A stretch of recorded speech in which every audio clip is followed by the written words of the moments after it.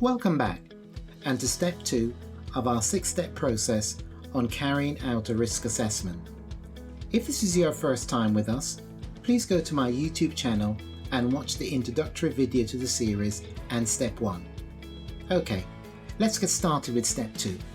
In this video, we're going to pick up where we left off in the last video with identifying potential hazards involved in general office duties.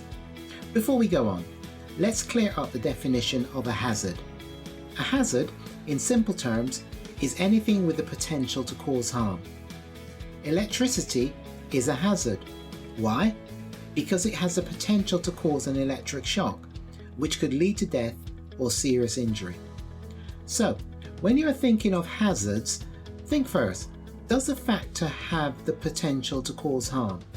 If your answer is yes, then it's a hazard. So how do we identify the hazards involved in general office duties? For every activity, there will be several tasks that will be carried out, and it's by identifying these tasks in our general office duties that will enable us to list the specific hazards that could cause harm. So looking at our example of general office duties, I've listed several tasks. I won't list them all, but this will give you an idea of how to compile your hazard list. Task 1 is moving around the office. Hazards identified here could be spillage of liquid on the floor, poor storage of materials, or trailing cables on the floor. Task 2, manual handling of items. Hazard identified here could be overstretching whilst lifting items or trying to lift too much. Task 3 here would be using display screen equipment. Hazards identified here could be incorrect use of display screen equipment or incorrect posture whilst using display screen equipment. So to recap, we have looked at 3 tasks involved in our risk assessment activity of general office duties, and within those 3 tasks we have quickly identified 7 hazards.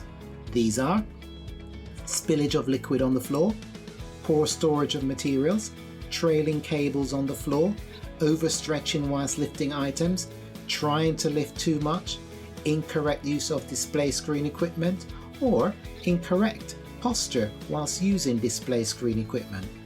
There's some key points to remember here. First point is, remember to break up each activity into its component tasks and then list the hazard based on those tasks.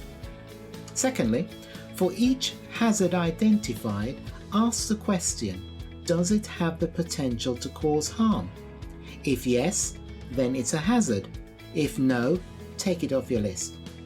If you work in an office environment, carry on seeing how many more tasks and hence hazards you can identify. Just think about what you do every day. If you have a different activity, work through this step and list your tasks and your hazards. That's it for step 2, listing your hazards. In step 3, we'll be covering those who might be harmed from our hazards identified, how they might be harmed, and the harm itself. So bye for now, and keep compiling that list.